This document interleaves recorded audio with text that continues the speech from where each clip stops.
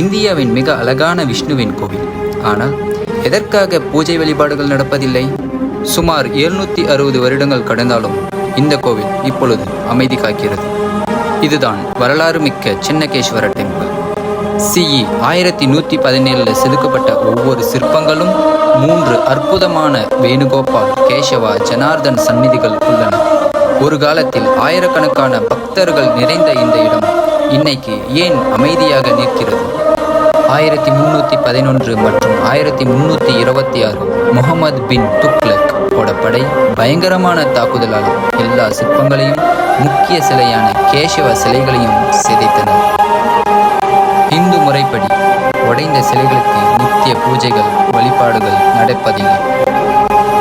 ஆனால் ஒரு விஷயத்தை மட்டும் யாராலையும் மாற்ற முடியாது. ஹொய்சலர்களுடைய கலைகளை 100 ஆண்டுகள் கடந்தாலும் ஒவ்வொரு கல்களும் ஒவ்வொரு வரலாறை பேசும்.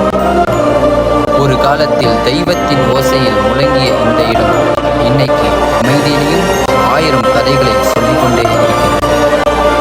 சோமநாதபுரம் வெறும் கோவில் மட்டுமல்ல, கல்லால் செதுக்கப்பட்ட ஒரு சாம்ராஜ்யத்தின்